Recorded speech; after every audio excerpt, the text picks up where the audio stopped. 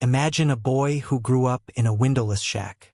Literally a log cabin, with the cracks stuffed with mud and a dirt floor.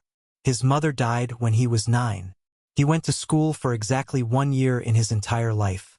1 damn year. He taught himself to read by the light of the fireplace because there was no money for candles. And then that rough, unpolished woodcutter became president. Not just a president. He saved the country from falling apart, abolished slavery, and delivered a speech that Americans still memorize 160 years later. 272 words that changed a nation. But here's what's truly insane. He was killed 5 days after the greatest victory. A shot to the back of the head in a theater, just when he could finally relax. This is the story of how a poor kid from the middle of nowhere rewrote the history of America. And no, it's not a fairy tale. It's a self-made man's story. A story about depression, political intrigue, a war that took 600,000 lives, and a gunshot whose echo is still heard today. February 1809, Kentucky. In a one-room log cabin, a boy is born. They named him Abraham, after his grandfather who had been killed by Native Americans on that same land 25 years earlier. His father, Thomas Lincoln, a carpenter, a farmer, a failure. Constantly moved, chasing a better life that never came. He couldn't read and signed with an X. His mother, Nancy Hanks, an illegitimate child from a poor family, was kind and religious but illiterate. She told little Abe what the family called him, stories from the Bible. That was the only education she could give him. The cabin was 18 square meters, one room with no windows. It was too expensive to install glass. A hole in the roof for smoke, a door made of animal hide, a dirt floor. They slept on bedding made of corn husks and bear skins. This wasn't the picturesque, rustic simplicity you see in movies. This was poverty. Filth, cold, constant hunger. By the age of 5, Abe was already working, chopping wood, carrying water, helping on the tiny farm. There was no childhood in the modern sense. Survival, that was the task. At 7, he was sent to school for the first time. It was hardly a school, just a shed where a local teacher taught children the alphabet for pennies. No textbooks, no notebooks. They wrote on wooden boards with charcoal.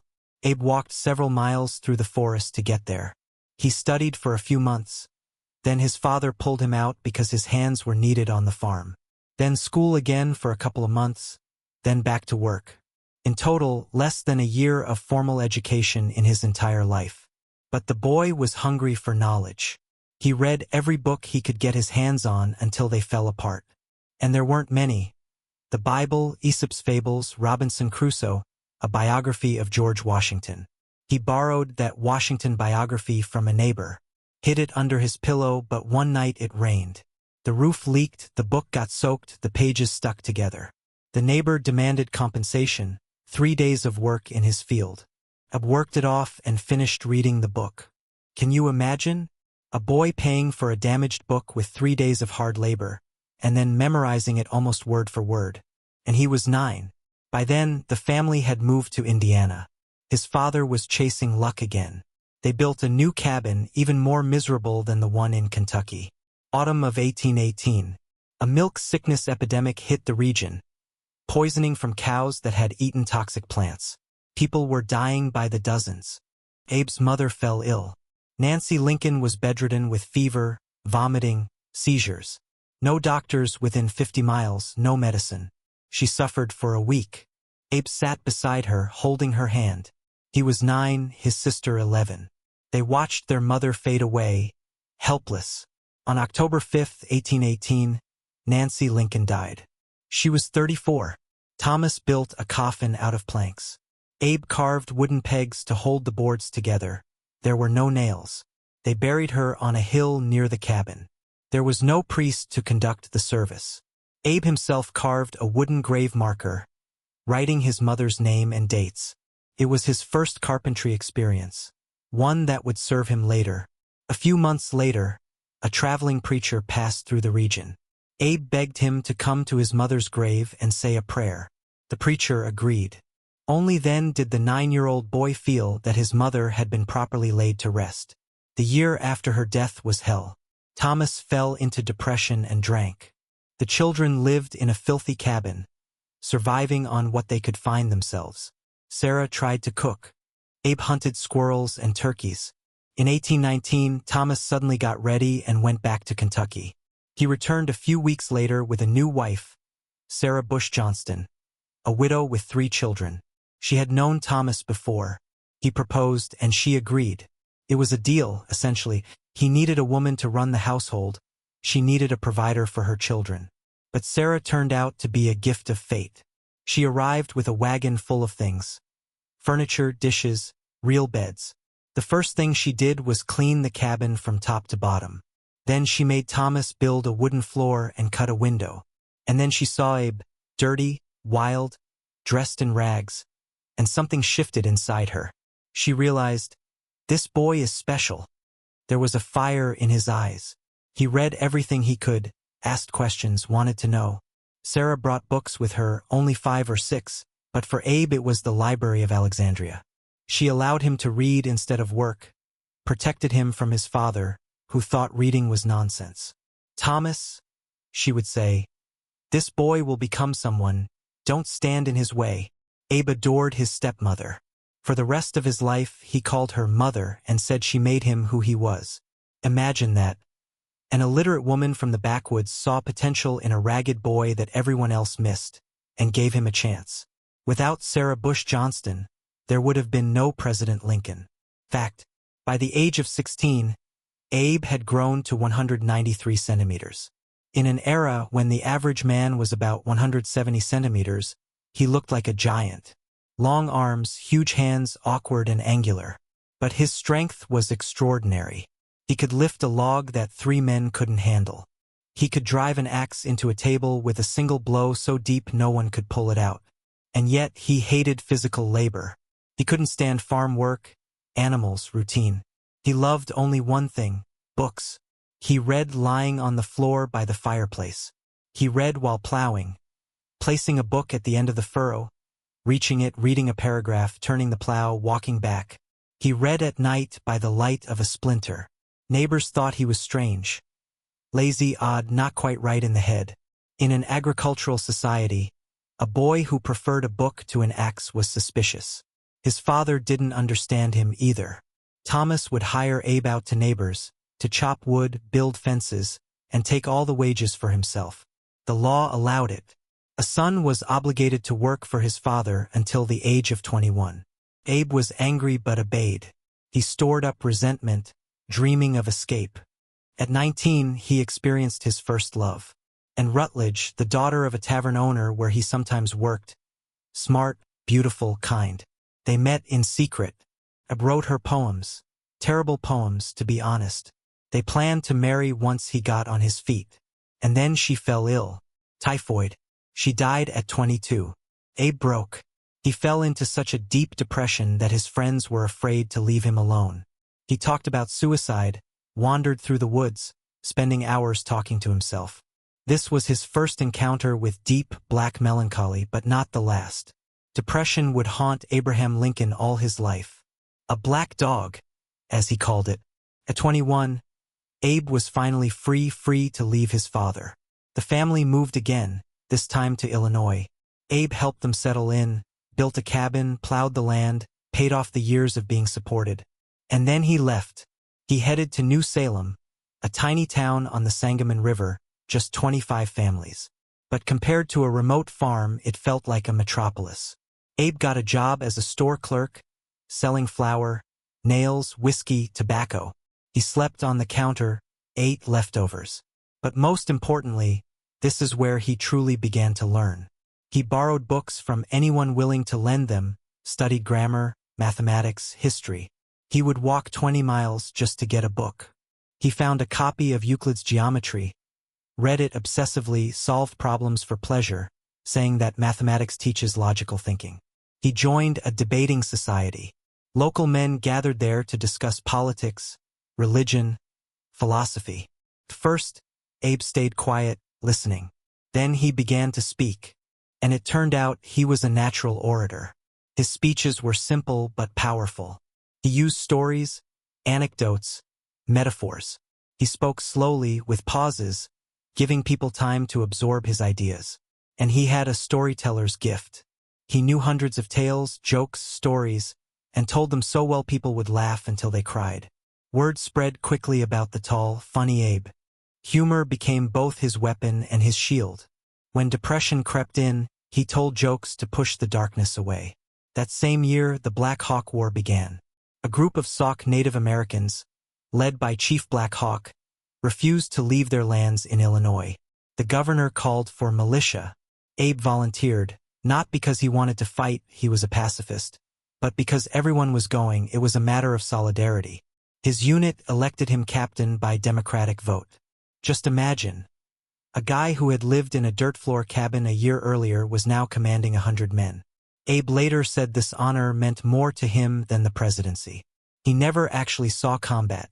His unit spent 3 months marching across the prairies, hunting mosquitoes and going hungry. Not a single battle. One day, an old Native American came into their camp, hungry, exhausted.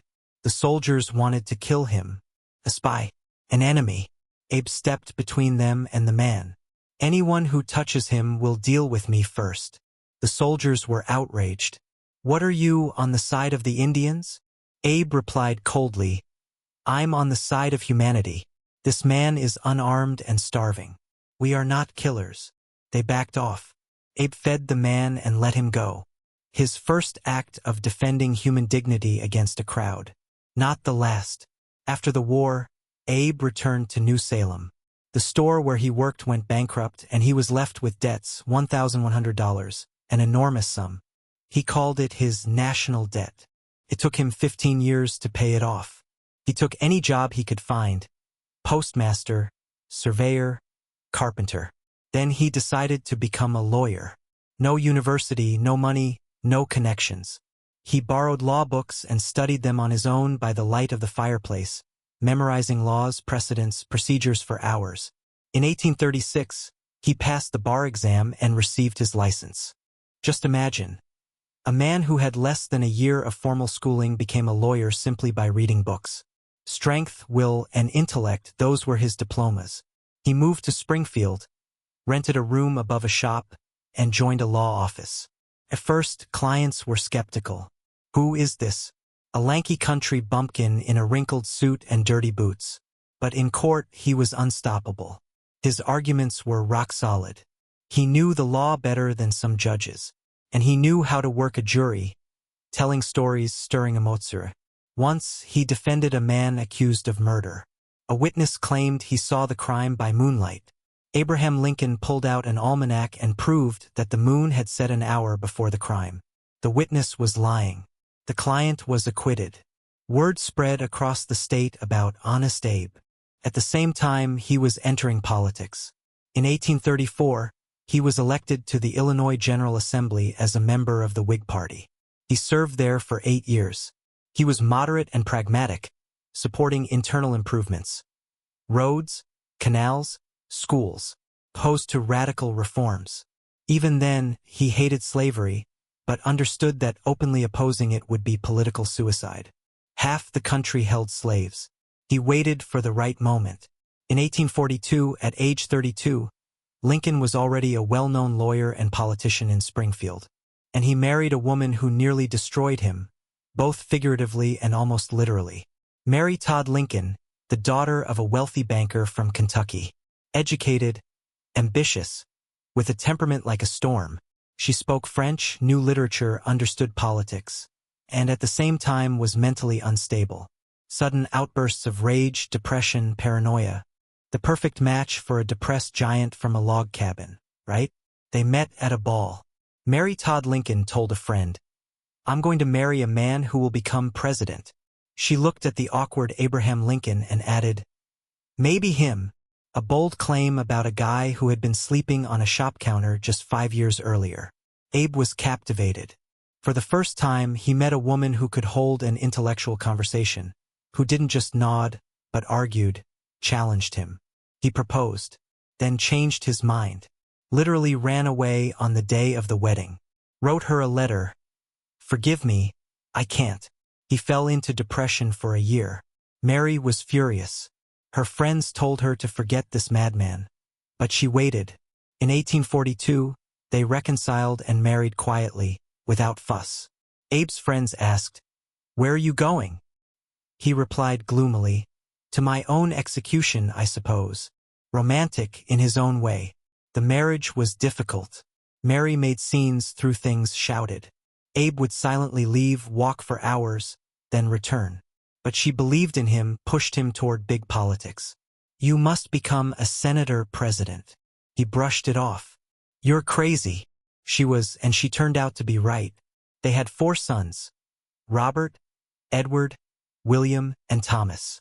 Abe adored them, let them do anything. Jump on furniture, draw on walls, make noise even during official meetings. Colleagues were stunned. "Mr. Lincoln, your children are wrecking the office." He would smile. "Let them play. Childhood is short." He himself had never had one, so he gave it to his sons. In 1850, Edward fell ill, tuberculosis. He was 4. Abe and Mary didn't sleep for weeks, sitting by his bedside, praying. It was useless. The boy died on February 1st.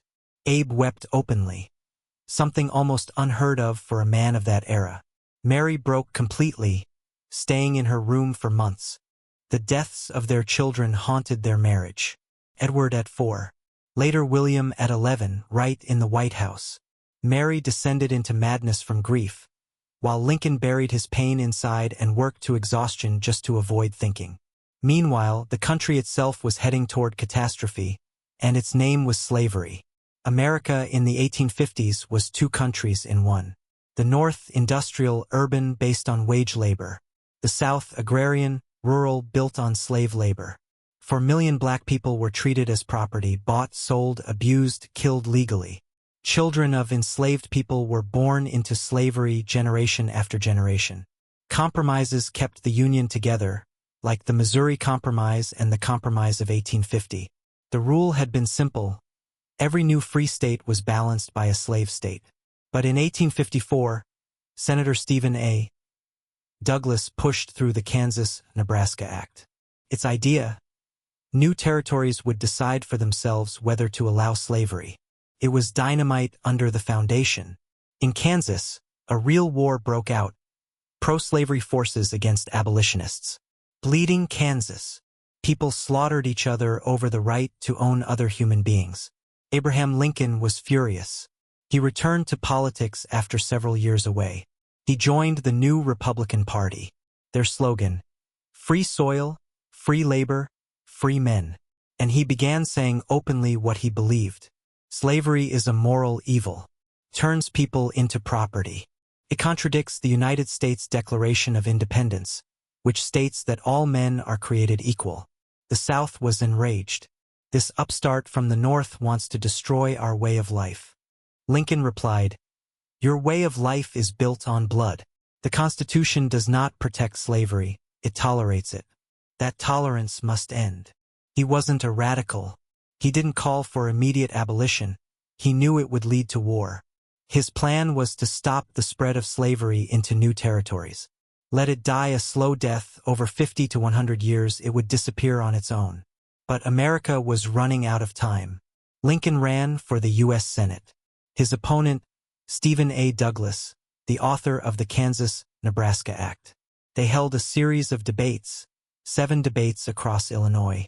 Thousands came to listen. It was like gladiator combat with words. Douglas, charismatic, wealthy, experienced. The little giant. Lincoln, a lanky provincial lawyer in a wrinkled suit. Douglas argued, the people should decide for themselves whether to have slavery. That's democracy. Before his execution, John Brown said, "I am now quite certain that the crimes of this guilty land will never be purged away but with blood." The South panicked. "You see, Northerners want our blood. They want to spark a slave uprising and slaughter us." The North itself split. Radicals saw Brown as a martyr, moderates as a criminal. Abraham Lincoln stated clearly, "John Brown was a brave man with a noble goal, but his methods are murder. I cannot approve of violence. There are lawful ways to change the system." The South didn't listen. To them, all Northerners were now potential terrorists. The line between North and South turned into a chasm. 1860. Presidential election. The Republican Party gathered in Chicago to choose a candidate.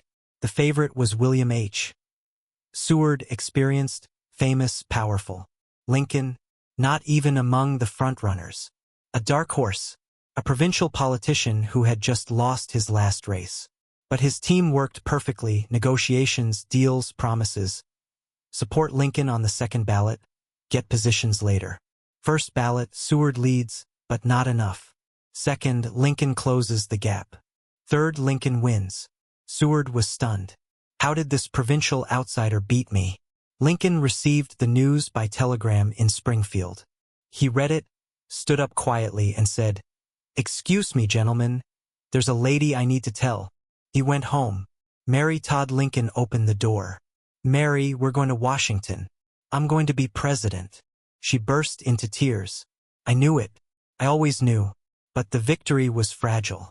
Lincoln had support only in the North. In southern states, his name wasn't even on the ballot. He won just 40% of the vote, the lowest for a winning candidate in U.S. history. Half the country hated him. The news reached the South, and the reaction was immediate.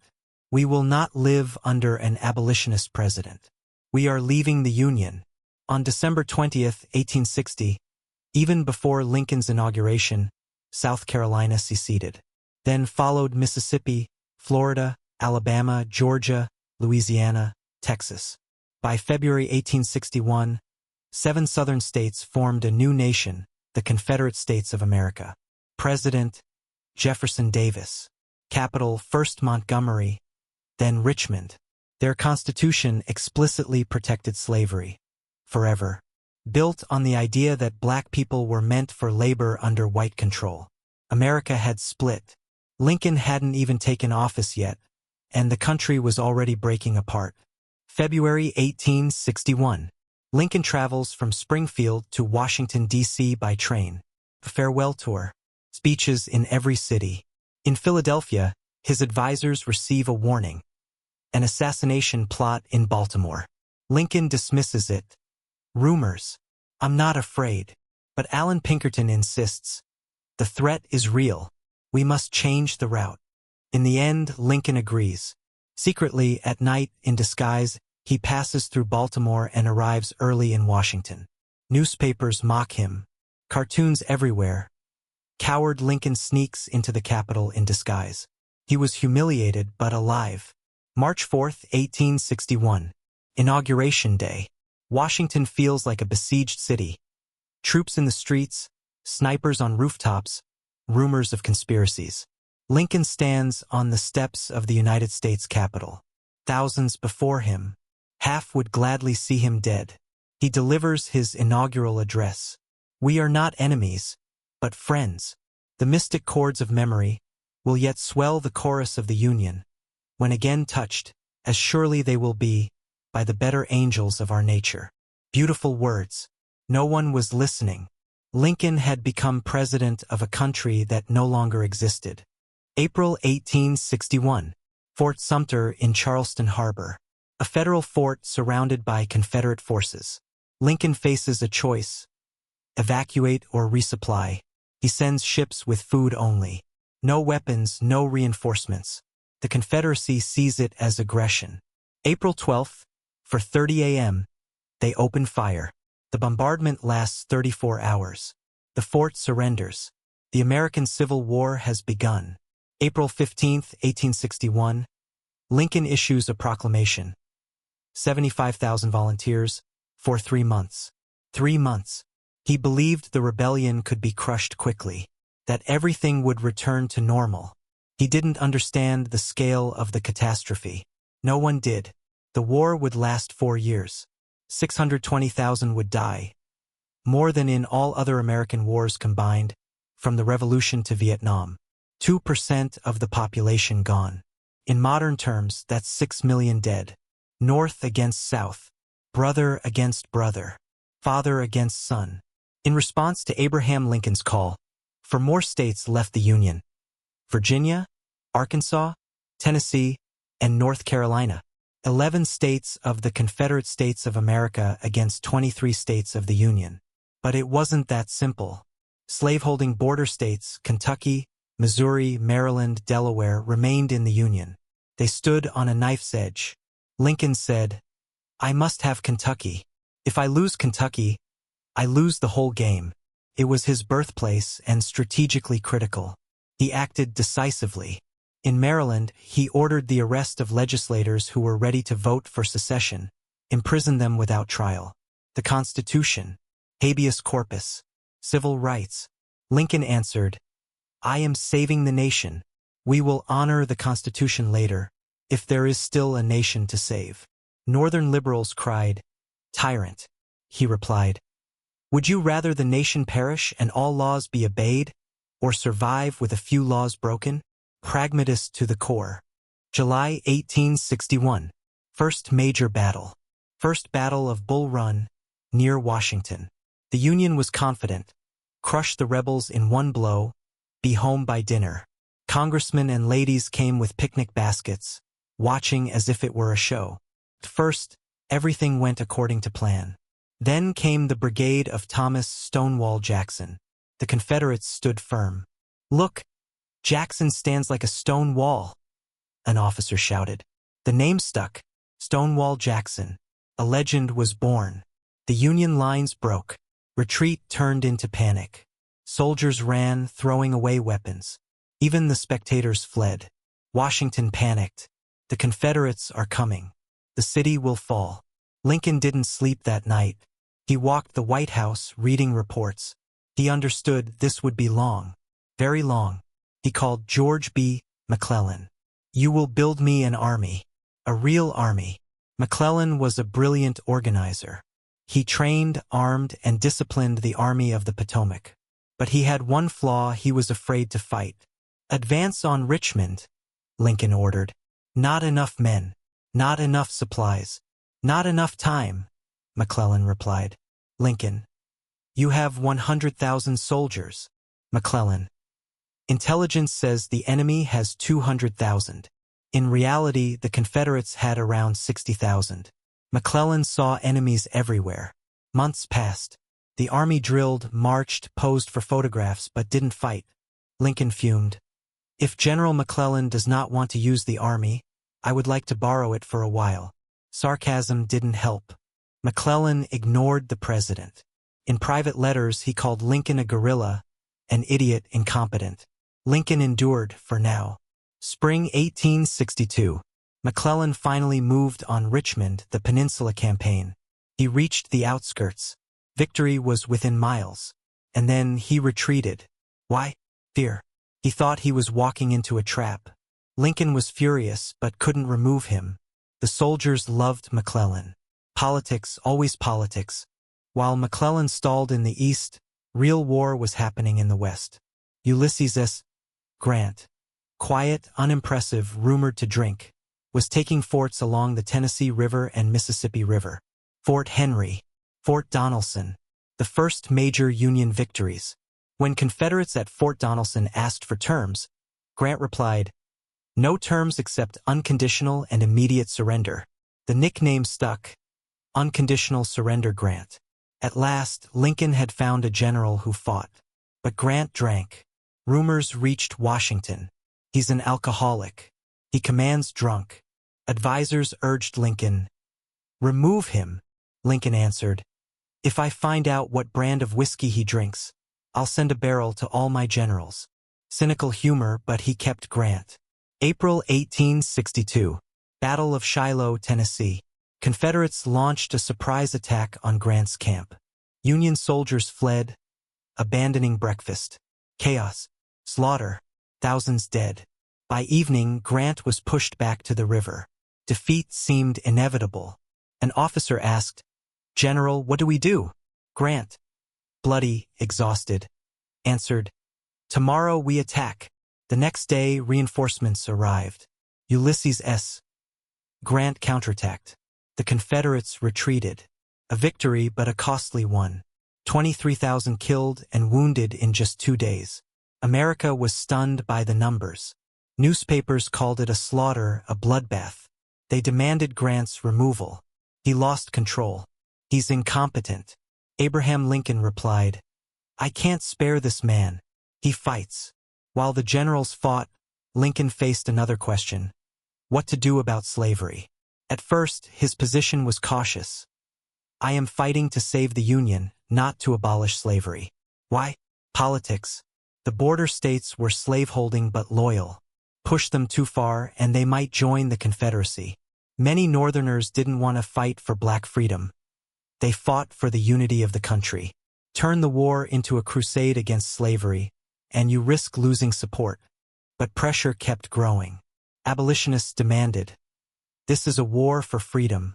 Free the slaves. Escaped slaves fled to Union lines by the thousands. What to do with them? Return them to their owners? That was morally unbearable. Field generals began declaring them free on their own, calling them contraband of war. Lincoln realized slavery was the Confederacy's weak point. 4 million enslaved people fed the South, built fortifications, sustained its economy. Free them and you strike the enemy from within. And there was Europe. Britain and France quietly supported the South. They needed cotton. But if the war became a fight for freedom, they wouldn't dare openly back a slave power. Public opinion wouldn't allow it. Summer 1862. Lincoln drafted the Emancipation Proclamation and presented it to his cabinet. War Secretary Stanton, do it. Secretary of State William H. Seward, not yet. Right now we look weak. If you announce it now, it will seem like desperation. Wait for a victory. Lincoln agreed. He put the document in a drawer and waited. September 1862. Robert E. Lee, the South's legendary commander, invaded the North. War reached northern soil for the first time, Maryland. Panic in Washington. Lincoln sent George B. McClellan to stop him. September 17th. Battle of Antietam. The bloodiest single day in American history. 23,000 casualties in one day. More than the War of 1812. More than any previous battle. Fields turned red. The creek ran red. Bloody Lane. The cornfield. Places of slaughter got names. Lee retreated back to Virginia. Technically, a Union victory. But McClellan didn't pursue. He missed the chance to destroy Lee's army. Lincoln visited the battlefield days later. Walked among the bodies, boys in blue and gray. Photographer Matthew Brady captured it. For the first time, society saw real images of war. Not heroic paintings, but corpses. Hundreds of corpses. America was horrified. But Lincoln had his victory, imperfect, but enough. September 22, 1862. He issued the preliminary Emancipation Proclamation. From January 1, 1863, all slaves in Confederate-controlled territory would be free. Legally, it was a clever move. Slaves were freed only in enemy territory, where Lincoln had no direct control. In loyal slave states, slavery remained. Critics mocked him. He freed slaves where he had no power and kept slavery where he did. But symbolically, it changed everything. The war was no longer just for the Union. Now it was a war for freedom. The Confederacy was furious. He's inciting a slave rebellion. This is a call to massacre whites. Abraham Lincoln replied coldly. You were the first to take up arms against the government. Now you face the consequences. Northern Democrats protested. We don't want to fight for black people. This is betrayal. Union soldiers were divided. Some threw down their weapons. I enlisted to fight for the country, not to end slavery. Others said, at last this war has meaning. We're fighting for a just cause. January 1, 1863. The Emancipation Proclamation came into force. 4 million enslaved people were declared free. In reality, most were still in chains on southern plantations, but the legal foundation of slavery had been shattered. Black communities celebrated. Churches filled with hymns. Jubilee Freedom Day. Lincoln said, if my name ever goes into history, it will be for this act. My soul is in this document. July 1863. Turning point. At Battle of Gettysburg, Robert E. Lee launched his final assault, Pickett's Charge. 12,000 Confederates crossed an open field under artillery and rifle fire. Half were killed. The attack failed. Lee retreated. The war in the North was over. On July 4, Independence Day, Ulysses S. Grant captured siege of Vicksburg after a 2-month siege. The Mississippi River was now under Union control. The Confederacy was split in two. Lincoln said, "The Father of Waters again flows unvexed to the sea." 2 decisive victories. Gettysburg and Vicksburg. The turning point, but the cost unimaginable. November 1863. Lincoln traveled to Gettysburg for the dedication of a cemetery for the fallen. The main speaker was Edward Everett. He spoke for 2 hours, eloquence, pathos, classical references. Then Lincoln stood up and spoke for 2 minutes. 272 words. The speech that would outlive everything else. He understood the price. Half the country hated him. Re-election was uncertain. He might be killed. But he did it. Back earlier, November 1862, Lincoln finally removed George B. McClellan. Too slow, too cautious, too arrogant. He appointed Ambrose Burnside. A mistake. December 1862.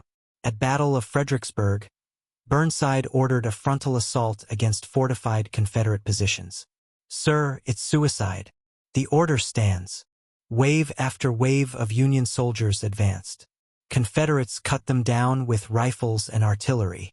The ground turned red. 13,000 Union casualties. 5,000 Confederate. A disaster. Burnside wept on the battlefield. "I killed them. I killed my boys." Lincoln received the report and said, "If there is a worse place than hell, I am in it." He removed Burnside and appointed Joseph Hooker. Fighting Joe. May 1863. At Battle of Chancellorsville, Lee with half the troops crushed Hooker. A tactical masterpiece. But the Confederacy lost Thomas Stonewall Jackson. Shot by his own men in the dark. He died of gangrene. Lee said, "I have lost my right arm." Lincoln heard of the defeat and said, "My God, what will the country say?" Generals kept failing. The war dragged into its 3rd year. No end in sight. Political pressure mounted. Democrats demanded negotiations. End the slaughter. Recognize the Confederacy. Radicals demanded harsh measures. Burn the South. Hang the traitors. Lincoln balanced on a wire between them. July 1863. Lee made one more attempt, invading Pennsylvania. If he crushed the Union on its own soil, Washington might sue for peace. 75,000 Confederates marched north. The Union Army, now under George G. Meade, moved to intercept. They met near a small town, Gettysburg. 3 days of slaughter. The bloodiest battle on American soil. 51,000 casualties in 3 days. Infantry, cavalry, artillery. When bullets ran out, men fought with bayonets, clubs, stones. Then came Lincoln. He was asked to say a few appropriate words. He stood up, took out a sheet of paper, and spoke for 2 minutes. 272 words. 87 years ago, our fathers brought forth on this continent a new nation, conceived in liberty and dedicated to the proposition that all men are created equal. Abraham Lincoln spoke about the fallen, about how the living must finish their work, that democracy must not perish from the earth. Government of the people, by the people, for the people. Polite applause. Many were disappointed by how short it was. Later, Edward Everett wrote to him, "I wish I could have come as close to the central idea in 2 hours as you did in 2 minutes." Lincoln didn't know he had just delivered one of the greatest speeches in history. Today, children memorize the Gettysburg Address, and no one remembers Everett's speech. 1864. The war dragged into its 4th year. The country was bleeding out. Lincoln had aged 10 years. Deep wrinkles like scars, dark circles under his eyes, hair turning gray. He was 54, but looked 70. Every day, lists of the dead. Hundreds of names. Thousands. He read them. Every name, someone's son, husband, father. He barely slept. Wandered the White House at night. Staff heard his footsteps, his murmuring. Depression came in waves. The black dog gnawing at his soul. "I am the most miserable man living," he said. "If what I feel were equally distributed to the whole human family, there would not be one cheerful face on earth." And yet, he worked 18 hours a day. Meetings, documents, telegrams to generals, visitors. The White House was open to the public. Anyone could come, stand in line, meet the president. Mothers begged him to pardon their sons, sentenced to death for desertion. Lincoln almost always did. Generals protested. "You're undermining discipline." He replied, "If I can take a pen and save a boy for his mother, I will do it." Harsh to enemies, merciful to his own, a balance that tore him apart. March 1864. At last, Lincoln found his general, Ulysses S. Grant.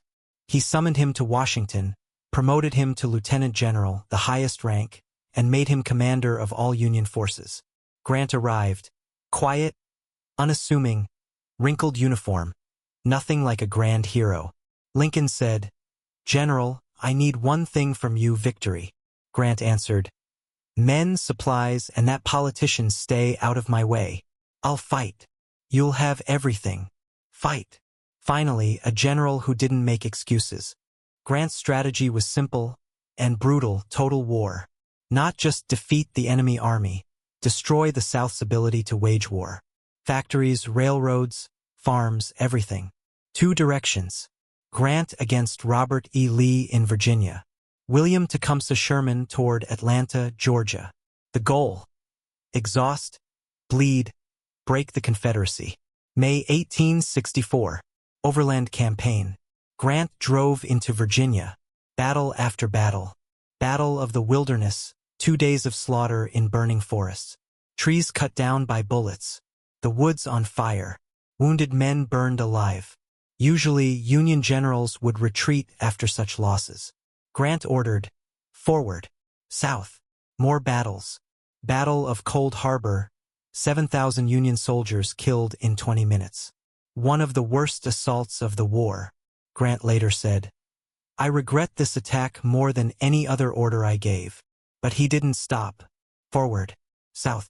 In 1 month, Grant lost 55,000 men, more than Lee's entire army. Newspapers called him a butcher. He's drowning the Confederacy in the blood of his own soldiers. They demanded his removal. Lincoln said, "I can't spare this man. He fights." Grant reached Petersburg near Richmond and began a siege. Trench warfare. A preview of World War I. For 9 months, they would sit in trenches, shelling each other. While Grant dug in, Sherman moved south. September 1864. Atlanta Campaign. Sherman, red-haired, nervy, cynical, hated politicians and the press, led 100,000 men through Georgia. Opposing him was Joseph E. Johnston, a cautious, skilled tactician. He retreated, maneuvered, avoided a decisive battle. Jefferson Davis lost patience. He removed Joseph E. Johnston and appointed John Bell Hood, aggressive but reckless. Hood attacked and lost, attacked again and lost again. September 2, 1864. William Tecumseh Sherman captured Atlanta. Telegram to Abraham Lincoln. "Atlanta is ours and fairly won." Lincoln ordered 100-gun salutes in Washington. Atlanta, the industrial heart of the South, had fallen. A psychological udar. But the war wasn't over. Sherman proposed a radical plan. Leave a garrison in Atlanta and march to the sea, across all of Georgia to Savannah without supply lines. Live off the land. Ulysses S. Grant approved. Lincoln hesitated but trusted them. November 15, 1864. Sherman burned Atlanta, factories, depots, military targets, and began the Sherman's march to the sea. 62,000 men. A 60-mile-wide path of destruction. Railroads torn up, rails heated and twisted around trees. Sherman's neckties. Plantations burned. Livestock slaughtered. Food seized. Enslaved people freed. Thousands followed the army. Looting spread. Sherman looked the other way. War is hell. The South must feel it. The Confederacy couldn't stop him. December 21st. Savannah fell. Sherman wired Lincoln, "I beg to present you as a Christmas gift the city of Savannah. Lincoln replied, "Many, many thanks for your Christmas gift. The capture of Savannah. The South was broken but still resisting." Autumn 1864. Presidential election in the middle of war. Democracy didn't stop even as the country burned. Lincoln ran for re-election. His opponent, George B. McClellan, the same general he had dismissed. McClellan's platform: immediate negotiations with the South. End the war. In essence, recognized the Confederacy. By summer 1864, Lincoln was losing. The war dragged on. Casualties were enormous. The country was exhausted. He wrote a note: "It seems exceedingly probable that this administration will not be re-elected." He sealed it, put it in a drawer, prepared for defeat. Then Atlanta fell. Sherman reached the sea. Grant tightened his grip on Robert E. Lee. Public mood shifted. Maybe we're winning. November 8, 1864. Lincoln won 55% of the vote. Even the soldiers voted 78% for Lincoln. They chose to continue the war until victory. That evening, Lincoln looked out the window of the White House and said, "The people have shown that a constitutional government can survive a national crisis. This is a great lesson for the world." March 1865. Second inauguration. Rain. Mud. Thousands gathered at the United States Capitol. Lincoln spoke about 700 words. Neither side expected the war to be so long or so terrible. Both read the same Bible, prayed to the same God. Neither side's prayers were fully answered. He called slavery the nation's sin. Both sides guilty. Both sides suffering. And then the ending: "With malice toward none, with charity for all, let us strive to finish the work, to bind up the nation's wounds, to care for him who shall have borne the battle, and for his widow and his orphan, to do all which may achieve and cherish a just and lasting peace." After 600,000 dead, he called for forgiveness. The South heard it and realized he would not execute them after victory. The Northern radicals heard it and were outraged. Mercy? They should burn in hell. Lincoln chose a third path: justice but not revenge. April 1865. The end. Grant closed the ring. Lee broke out of Petersburg, trying to escape south. His army, 50,000 starving, exhausted men, no supplies, no hope. The Union pursued with 120,000 fresh troops. April 9th. Appomattox Courthouse. Lee was surrounded. No escape. "There is nothing left for me to do but go and see General Grant, and I would rather die 1,000 deaths." But he chose to spare his men. Lee and Grant met at the house of Wilmer McLean. Irony. The war had begun near his farm in 1861. He moved away and the war followed him. Lee arrived in full dress uniform. Perfect, aristocratic. Grant, mud-stained, without insignia, looked like an ordinary soldier. They discussed terms. Grant was generous. Officers kept their sidearms. Soldiers could take their horses home for spring plowing. No reprisals. Lee signed the surrender. He mounted his horse and rode away. Union soldiers began to celebrate. Grant stopped them. "The war is over. The rebels are our countrymen again." The Army of Northern Virginia laid down its arms. Confederate soldiers wept. Veterans of 4 years of war broke their rifles, tore their flags so they wouldn't fall into enemy hands. The largest Confederate army had surrendered. Within a month, the rest followed. The war was over. Booth fled south with David Harold. Federal agents hunted them for 12 days. April 26th. They were found in a barn in Virginia. Surrounded. Ordered to surrender. Harold gave up. Booth refused. The barn was set on fire. A soldier, Boston Corbett, shot him through a crack.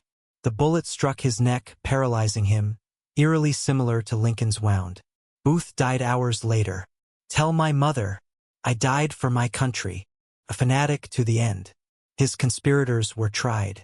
4 were hanged, including Mary Surratt. Vice President Andrew Johnson became president. A Southern tailor. Rough, stubborn.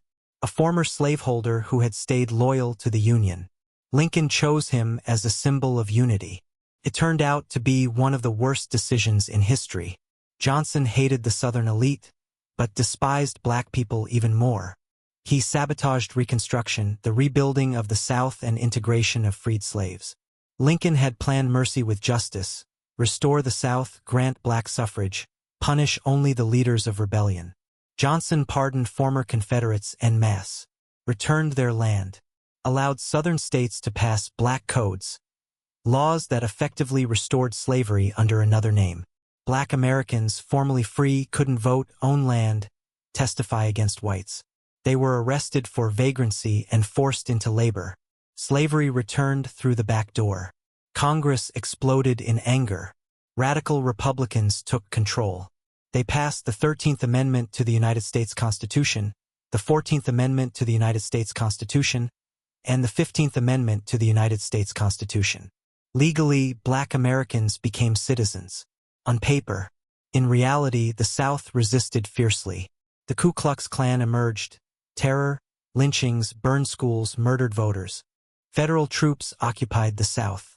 Reconstruction was enforced by force. But in 1877, the troops were withdrawn, a political deal. The South regained self-rule. And the era of Jim Crow began. Segregation. Separate but equal. A lie that lasted for 80 years. Black Americans were pushed to the back of buses, into separate schools, restaurants, restrooms. Literacy tests and poll taxes stripped them of the right to vote. Abraham Lincoln freed the slaves, but equality would come only a century later. In the 1960s, during the Civil Rights Movement, Martin Luther King Jr. delivered his "I Have a Dream" speech in 1963 on the steps of the Lincoln Memorial. Symbolic. Lincoln's work was carried forward by his spiritual successors. Decades later, after his death came canonization. Father Abraham, the great emancipator, savior of the Union, almost a saint in American mythology. His face is on the $5 bill, on the penny, carved into Mount Rushmore alongside George Washington, Thomas Jefferson, and Theodore Roosevelt. His memorial in Washington resembles a temple, a seated statue like Zeus, his words carved into the walls like sacred texts. But the real Lincoln was more complex than the icon. Yes, he freed the slaves, but not immediately. Only when it became a military necessity. Yes, he believed all men are created equal, but he doubted whether black and white Americans could live together. In the 1860s, he even supported colonization, sending freed slaves to Africa or Latin America. Yes, he was a great orator, but also a pragmatic, sometimes cynical politician. He traded positions for support, delayed principles for compromise. Yes, he saved democracy, but suspended habeas corpus, arrested critics, shut down newspapers. Authoritarian methods in service of a democratic goal. Contradictions that make him human, not a statue. He understood it himself. I do the very best I know how, the very best I can, and I mean to keep doing so until the end. Not a flawless hero. A man trying to handle an impossible situation. Mary Todd Lincoln, after his death, collapsed completely. She had already lost 2 sons. Now her husband was murdered before her eyes, his blood on her dress. She wore mourning for years, held seances trying to contact the dead, spent recklessly, fell into debt. Scandals filled the press. In 1875, her son Robert Todd Lincoln had her declared insane and committed to an asylum. She escaped months later, lived in Europe, then returned to Springfield, living in isolation. She died in 1882, in the same house where Lincoln had once said, "Mary, we're going to Washington." She was buried beside him. At last, the family reunited. What if Lincoln had not been assassinated? Historians still debate. If he had served until 1869, Reconstruction might have taken a different path. He was a pragmatist, firm, but not as radical as Congress. Maybe reconciliation would have come faster. Maybe racial violence would have been less. Or maybe nothing would have changed. One thing is certain, Andrew Johnson was a disaster. Almost anyone else would have done better. History loves irony. Lincoln survived 4 years of war, assassination threats, illness, depression, and died a week after victory, at the hands of an actor in a theater. One bullet, one fanatic. History changed. What did Lincoln leave to the world? First, America itself. Without him, the country might have split permanently. A weak union in the north, a slave empire in the south. Perhaps more wars. Perhaps expansion of slavery. He didn't allow that. He held the Union together with willpower and oceans of blood. Second, freedom. 4 million people freed from chains. It didn't end racism, but it destroyed slavery's legal foundation. Third, the idea that democracy can survive an existential crisis. That government of the people, by the people, for the people will not perish from the earth. He proved it with blood. His words, the Gettysburg Address and the second inaugural address of Abraham Lincoln, became sacred texts of America's civic faith. Words about equality, freedom, unity. They inspired generations. Suffragists quoted Abraham Lincoln in their fight for women's rights. Labor movements invoked him in the struggle for workers. Civil rights activists turned to him in the fight for racial equality. Every time America faces a crisis, people return to Lincoln. What would he do? Maybe it's an exaggeration. Maybe it's idealization. But symbols matter. And Lincoln became a symbol of something powerful. That an ordinary person from nowhere can change history. A boy from a windowless cabin. No education. No connections. Self-taught. Provincial lawyer. A depressed giant with humor and iron will. He lost elections. Was called ugly, a gorilla, an idiot, and then became one of the greatest presidents in American history. Not because he was perfect, but because he was in the right place at the right time and didn't back down. He could have let the South go. Let them leave. To hell with it. Why fight a war? He didn't. He said the Union was not negotiable. He could have left slavery untouched for a quick peace. He didn't. He said slavery must die. He could have surrendered when the war was going badly, when generals failed, when losses were unbearable. He didn't. He kept going. We must finish the work. Stubbornness. Principles. Pragmatism. Humor in the face of hell. That's what made him great. The final irony. Lincoln hated war. He was, in many ways, a pacifist. After a meaningless militia campaign, he avoided military life, yet became the defining wartime president, commander-in-chief in America's bloodiest conflict. I did not control events. Events controlled me, he said. He didn't plan to be the great emancipator. Didn't plan the war. Didn't plan greatness. He simply responded to crisis better than anyone else could. That's the lesson. You don't have to be born a genius. You don't need wealth, education, or connections. You need will, principles, and the courage to stand when everyone else says, give up. Lincoln once said, I am a slow walker, but I never walk back. That's his epitaph. A man from a cabin who saved a nation, freed millions, and died for it. And 160 years later, children still memorize his words. Government of the people, by the people, for the people shall not perish from the earth.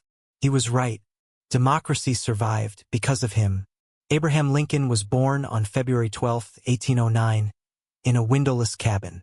He died on April 15, 1865, in a small room across from a theater. 56 years of life. 4 years as president.